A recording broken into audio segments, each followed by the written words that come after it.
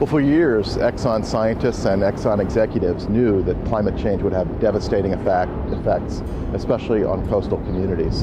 And yet, here in Massachusetts, here in Boston Harbor, they did nothing to protect the communities that are most at risk from those impacts and protect the river from pollution from those impacts. Conservation Law Foundation will be suing ExxonMobil, both because of their violations of the Clean Water Act and other environmental laws, but also to make sure this community is protected going forward.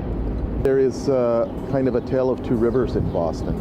There's been a lot of attention, regulatory attention, cleanup attention to the Charles River, a lot of investments in parks and open space and recreational access. The Mystic is a very different story. The Mystic has been essentially neglected by regulators without any effort to really improve water quality, to improve the community's access to the river, or to address the impacts of toxic pollution on communities. And we're hoping we can tip the tide so that the Mystic River isn't given second-class status when it comes to regulatory attention, when it comes to resources, when it comes to the community's access and ability to enjoy the river.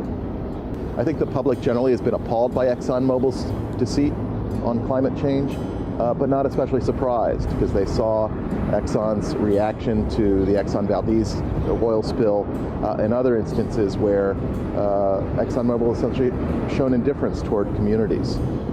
This may be a tipping point because it will establish as a matter of law that ExxonMobil can't act with indifference toward communities, especially with regard to the coming risks and potentially catastrophic impacts of climate change.